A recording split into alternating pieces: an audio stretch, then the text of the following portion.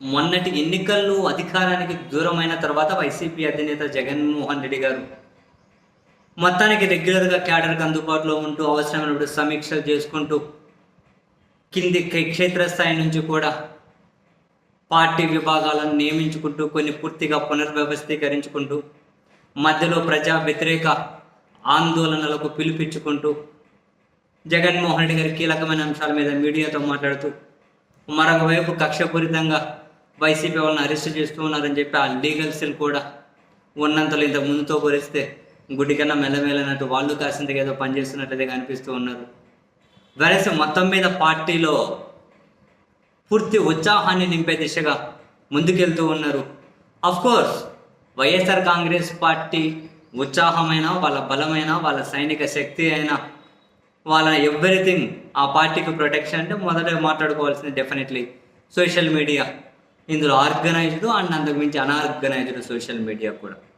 సరే, ఇదంతా ఒక ఎత్తు అయితే, అండ్ ఇప్పుడు జగన్మోహన్ రెడ్డి గారు మరో అనూహ్యమైన నిర్ణయం తీసుకోబోతున్నట్లు చాలా స్పష్టంగా కనిపిస్తూ ఉంది. ఈ 1-2 రోజుల్లోనే ఆ నిర్ణయాలకు, ఆ ఊహించని నిర్ణయాలకు ఆమోద ముద్ర వేసి ప్రకటన వచ్చేటట్లే ఉంది. ఊహించని నిర్ణయాలంటే యాక్చువల్గా ఇప్పుడు తెలుగుదేశం పార్టీ అయినా మరో పార్టీ అయినా పార్టీ సభ్యత్వం తీసుకున్న వాళ్ళకు బీమా సౌకర్యం కూడా కల్పిస్తుంది. ఒక వైఎస్ఆర్ కాంగ్రెస్ పార్టీలో అది లేదు. ఆ డిమాండ్ ఎప్పటి నుంచో ఉంది కూడా. సో ఇప్పుడు జగన్మోహన్ రెడ్డి గారు పార్టీ సభ్యత్వ నమోదు కార్యక్రమంతో పాటు వైసీపీ కార్యకర్తలకు బీమా సౌకర్యాన్ని కల్పించాలి అని, వేరే పార్టీలు ఇచ్చే బీమా కంటే చాలా ఎక్కువగానే ఉండే విధంగా ఒక కీలకమైన నిర్ణయాన్ని జగన్ గారు ప్రకటించబోతూ ఉన్నారు. ఊహించని నిర్ణయమే. సరే, ఓడిపోయిన తర్వాత చాలా ఊహించని విధంగానే జగన్మోహన్ రెడ్డి గారు కొన్ని నిర్ణయాలు తీసుకొని కాసింత ప్రక్షాళన తీసుకుపోతూ ఉన్నారు. తన పార్టీకి బలం సైనికులు, వాళ్ళ పార్టీకి సంబంధించిన కార్యకర్తలు కేడరే కాబట్టి వాళ్ళకి రక్షణగా ఉండాలి అనే ఉద్దేశంతోనే, ఆ కుటుంబాలకు అండగా ఉండాలనే ఉద్దేశంతో ఇప్పుడు సభ్యత్వ నమోదుతో పాటు బీమా సౌకర్యం దిశగా కూడా ఆలోచిస్తూ ఉన్నారు. ఆలోచించడం కదా, నిర్ణయం తీసుకున్నారు. పిఎస్సి కమిటీలో చర్చించి ఎంత ఏంటి అనేది ఫైనల్గా ఆమోద ముద్ర వేయచ్చు. అండ్ అంతేకాకుండా ప్లీనరీ కూడా జరపాలని చెప్పి నిర్ణయం తీసుకున్నట్లుగా తెలుస్తోంది.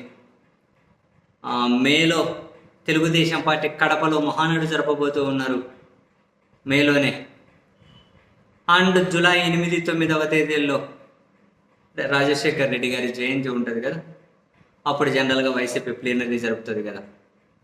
So YSR Congress party plenary కూడా జూలై 8-9 తేదీల్లో జరిపే దిశగా అయితే వాళ్ళు ఆలోచన చేస్తూ ఉన్నారు.